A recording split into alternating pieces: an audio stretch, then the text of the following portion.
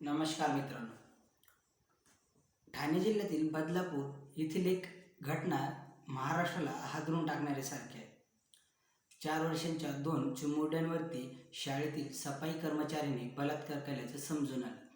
त्याविरुद्ध लोकांनी आंदोलन देखील केलं. या आंदोलनावरती पोलिसांनी लाठीचार्ज केला. पूर्ण गोष्ट म्हणजे 13 ऑगस्ट रोजी या चिमुरड्या घरी आल्यात. आपल्या आजोबांना पोटात दुखत आहे असं सांगितलं. आजोबांनी त्यांना हॉस्पिटलमध्ये नेलं.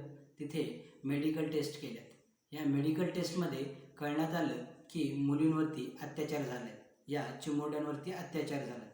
ज्यावेळेस या चिमुरड्यांना विचारलं त्यावेळेस त्यांनी आपल्या दादामुळं हे दुखतंय असं सांगण्यात आलं.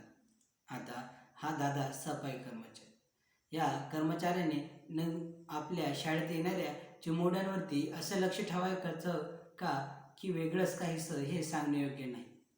आता जर आपल्या मुली किंवा मुलं शाळेतच सुरक्षित नसतील तर नक्कीच हा प्रश्न कुठेतरी उद्भवतोय की महाराष्ट्राचे गृहमंत्री आणि शिक्षण मंत्री काय करतायत.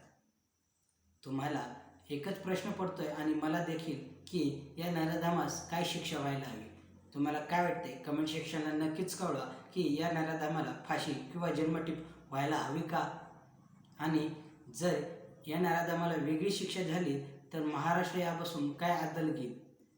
छत्रपती शिवाजी महाराजांच्या महाराष्ट्रामध्ये जर असं काही घडत असेल तर नक्कीच त्या चिमुरड्यांना सपोर्ट करा आणि त्यांच्या पाठीमागे उभं राहायला हवं हे कमेंटमध्ये नक्कीच कळवा. आणि व्हिडिओ आवडल्यास चॅनलला लाईक आणि शेअर नक्कीच करा.